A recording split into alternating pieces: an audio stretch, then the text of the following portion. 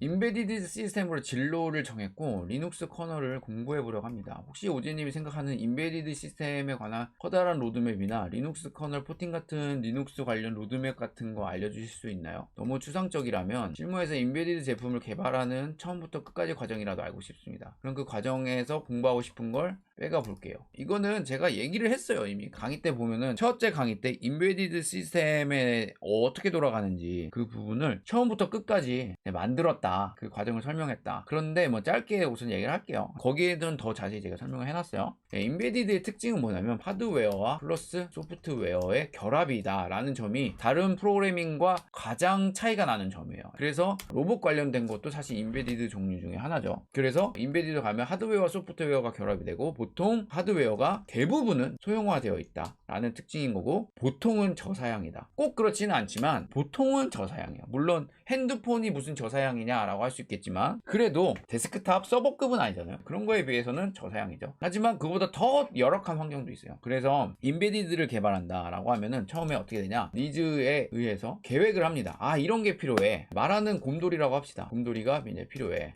라고 이제 계획을 이제 잡는 거죠. 말하는 곰돌이가 요즘에 뭐 이제 인기 있는 곰돌이가 이제 곰돌이 푸가 있다고 합시다. 곰돌이 푸를 만들면 좋을 것 같은데, 여기에 플러스에서 곰돌이 푸가 AI 기능이 있는 푸가 되면 좋겠다 라고 이제 생각하는 거죠. 그러면은 AI 기능이 있는데 오픈 챗을 이용해서, 그리고 보이스는 AI로 곰돌이 푸 목소리를 학습시켜서 말하게 하는 거죠. 이거는 이제 구체적인 거고, 곰돌이 푸인데 그냥 곰돌이 푸가 아이와 이야기할 수 있는 수준의 곰돌이 푸를 만들면 좋겠다. 자, 그러면은 어떻게 하면 좋을까? 첫 번째, 하드웨어부터 구성을 합니다. 하드웨어 플러스 이제 기구를 이제 생각을 해야 돼요. 자, 그래서 이제 기구를 어떻게 할까 보면은 뱃속에 하드웨어를 넣을 수 있는 기구를 설계하는 거죠. 그러면은 이제 곰돌이 푸니까 저작권도 있을 거고, 그래서 저작권을 받기 위해서 이제 노력을 하겠죠. 이런 팀이 있겠죠. 그리고 곰돌이 푸의 털감이라던가 얼마나 크기로 할 건가, 곰돌이 인형 어떻게 만들 건가, 이렇게 생각을 하겠죠. 그리고 곰돌이 푸 뱃속에 10cm의 공간이 있을 수 있다 라고 이제 하는 거죠. 그리고 이거는 배터리로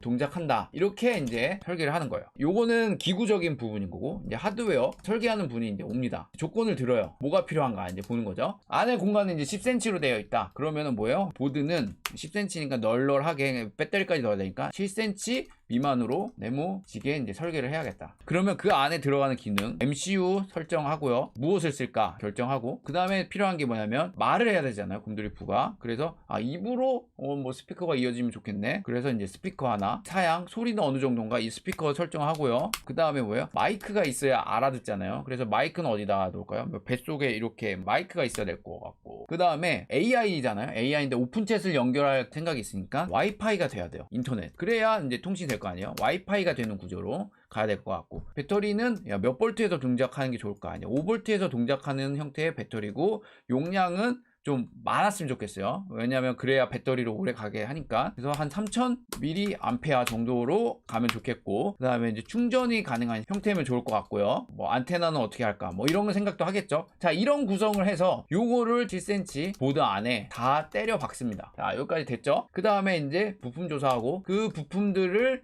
다 이제 핀을 보면서 어떻게 하는 거구나 어떻게 하는구나 하면서 그 핀 배열에 맞게끔 회로들을 작성합니다. 그 다음에 뭐냐, 이제 아트웍을 합니다. 이건 뭐냐면은 7cm 보드 안에 부품 위치, 그리고 부품들 간의 간격, 그리고 선, 이런 것들을 연결하는 거죠. 쭉 해서 실제로 보드를 어떻게 뜰 건가 이제 계획을 하고 이렇게 막 선을 그어요. 이게 이제 하드웨어 하는 담당자들이 하는 거고요. 그 다음에 뭐라냐, 이제 아트웍을 다 하고 나면 이제 커버 파일이 생겨요. 이 커버 파일을 들고 어디로 가냐, PCB 제작 회사로 갑니다. 그러면서 이 커버 파일을 주고 이렇게 PCB 제작을 해주세요 라고 요청해요. 그러면은 거기서 제작을 해줘요. 당연히 여기서 뭐 3000대를 할 거냐, 아니면은 5000개를 할 거냐, 아니면은 샘플로 뭐 한 10개만 해주세요, 뭐 이런 식으로 얘기를 할 수 있겠죠. 당연히 10개는 훨씬 비싸요. 하나 뜨는데 막 10몇만 원 들어요. 그렇게 해서 뜨는 거예요. 근데 대부분 여기서 혹시 오류가 날 수 있기 때문에 일단 샘플로 10개만 보통 만들어요. 이거와 동시로 뭘 하냐면 부품 수급을 합니다. 여기 들어간 부품들 있잖아요. 저항 뭐 등등. 이 부품이 50개 종류는 됩니다. 곱하기 10개 해서 부품을 구입을 해요. 그래서 이제 PCB 커버 파일이 나오고 부품이 다 만들어지면 그 다음에 뭐 하냐, 바로 SMT를 칩니다. 이렇게 용어를 얘기하는데 그건 뭔 말이냐면 다 완성된 PCB 기판에 이 부품을 붙이는 일이에요. 근데 붙일 때 사람이 붙이는 방법이 있고 기계가 붙이는 방법이 있어요. 기계가 붙여야 완전히 잘 붙겠죠. 그래서 기계가 붙여요, 보통은. 그래서 이제 얼마 받고. 그러면은 딱 이러면 뭐냐, 이제 한 여기까지 보통 한 3-4달 걸려요. 진짜 빨리 해도 3-4달 걸리면 드디어 모든 게 완성된 이제 보드가 도착을 합니다. 이때부터 펌웨어 개발자, 인베디드 개발자가 붙을 수 있어요. 이제부터 무슨 일을 하냐, 마이크, 스피커, MCU, 저장 장치, 뭐 플래시 메모리, 만약에 뭐 푸 눈이 있다면 뭐 LED 점검, GPIO 뭐 등등등 하면서 다 정상 동작을 하는지 한번 봐줘요. 여기서 와서 1차 점검, 한번 기를 다 뚫어봐요. 자, 여기서 이제 질문이 나왔죠. 하드웨어 나오기 전에 펌웨어를 미리 개발하는 방법은 어떤가요? 이것도 이제 물어보시는데 좋죠. 왜냐면 시간을 절약할 수 있으니까. 자, 이럴 경우에는 보통 어떻게 하냐면은 아직 보드가 안 왔잖아요. 근데 우리가 뭐예요? MCU를 선정을 했죠. 보통 이 MCU 가지고 개발 보드가 있습니다. 그 MCU 칩을 만들어준 회사에서 자, 이것저것 다 해보세요 라고 해서 다양한 장치를 다 붙여놓은 그런 개발 보드를 보통 제공해줘요. 그리고 이 개발 보드로 가지고 미리 길을 뚫어보는 거예요. 보통 이렇게 들도 많이 해요. 보드가 올 때까지 기다리는 게 아니라 개발 보드로 미리 귀를 다 뚫어보는 거죠. 그 다음에 이 1차 점검 때 오자마자 내가 이미 짜놓은 코드를 가지고 이제 핀 배열 정도만 바꿔가지고 한번 실험을 해보는 거예요. 그러면 어떻게 된다? 정말 럭키한 경우에 한 번에 다 잘 되는 경우가 있어요. 그럼 박수를 치는 거예요. 이런 경우가 드물긴 하지만 근데 안 되네 이런 생각이 듭니다. 자, 그럼 이때부터 뭘 하냐? 하드웨어 개발자랑 같이 문제 추적에 들어가요. 뭐가 문제일까? 하드웨어 문제일까? 아니면 내가 뭐 코드를 잘못 짰나 뭘 했나 같이 막 보면서 문제를 다 잡아요. 이 과정 중에서 점퍼를 날리는 경우가 많아요. 이렇게 했는데 뭐가 잘못됐네, 뭐 저항값이 뭐가 잘못됐다, 아니면 여기 선을 내가 잘못 껐네, 뭐 이런 일들이 일어나요. 그래서 점퍼를 날리고 다 수정을 한번 합니다. 싹 다 수정을 해요. 그러면은 이 과정에서 또 아트웍을 수정을 하고 이제 아까 했던 뭐 거버나 뭐 이런 과정을 갔지만 그래도 이거를 바로 진행하기도 하고요. 아니면은 그냥 어쨌든 점퍼 날려서 보드는 돌아가니까 이때부터 이제 본격적인 개발을 시작합니다. 자, 그런데 여기서 이제 결정사항이 있습니다. 아주 중요한. 사실 이거는 MCU 채택할 때부터 정해야 되는 건데 되게 중요한 결정사항이 있는데, 내가 만들려는 장치가 운영체제가 필요한가 필요 없는가를 결정을 해야 돼요. 왜 이거를 초기 단계부터 결정을 해야 되냐면, 운영체제가 필요하다? 그러면 운영체제를 처음부터 생으로 아무도 포팅해보지 않은 MCU를 선택을 해가지고 포팅하는 거는 정말 공수가 많이 들어요. 진짜로 되게 힘든 작업 중에 하나예요. 예를 들어서 리눅스 포팅한다? 그럼 어셈블리어 땅까지 가서 해서 포팅을 해야 돼요. 그래서 만약에 이거를 진행하는 데 있어서 리눅스라는 운영체제가 필요하고 포팅이 필요하다라고 하면은 이미 포팅이 가능한 MCU들이 많아요. 그래서 그 중에서 선택을 해서 가는 게 훨씬 더 전략적이에요. 보통 그래서 이렇게 합니다. 이게 아니면 리눅스까지는 필요 없어. 그러면 RTOS 정도를 포팅할 수 있는 보드를 이제 선택을 해서 가거나, 아니면 정말로 필요 없고 OS도 없고 간단한 동작만 하면 돼. 그러면 이런 거 필요 없는 마톡 칩 같은 거를 선택해서 가게 되죠. 근데 우리는 벌써 AI를 넣었잖아요. 그러면은 99.9999 확률로 리눅스 기반으로 가야 돼요. 그래서 여기서는 이제 리눅스 코딩을 할 수 있어야 되는 거죠. 그리고 드라이버도 개발할 수 있는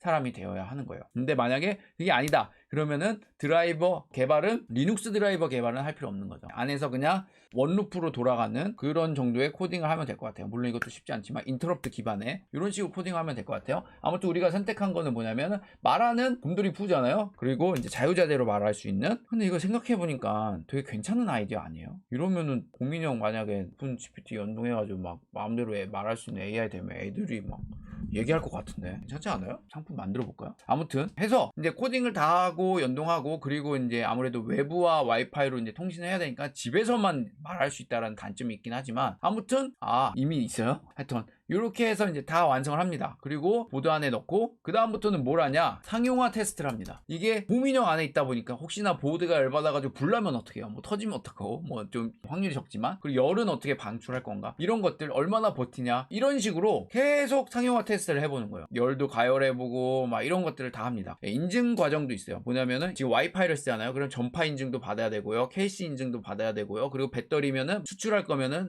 C 인증, KC 인증, 배터리 MSDS 문서도 만들어야 되고, 여러 가지 하여튼 엄청난 거를 다 해야 돼요. 이걸 다 하면은 드디어 상용화 할 수 있고 수출도 할 수 있는 제품이 완성이 된다라는 거예요. 이렇게 제품 하나가 나와요. 그리고 이제 이게 다 완성이 되면은 양산하기 위한 준비도 해야 되고요. 뭐 보드 막 3,000장 떠야 되고, 그리고 인형 막 붕괴 인형으로 3,000개 만들어야 되고, 그래서 되면은 QC도 해야 되고, 공장 돌려야 되고, 그리고 그 다음에 뭐 중요한 게 뭐예요? 마케팅 해야죠. 마케팅도 해야 되고, 그리고 이제 뭐 영업부도 있어야 되고 이런 식으로 해서 물건이 판매되고 나간다. 뭐 이렇게 보시면 될 것 같아요.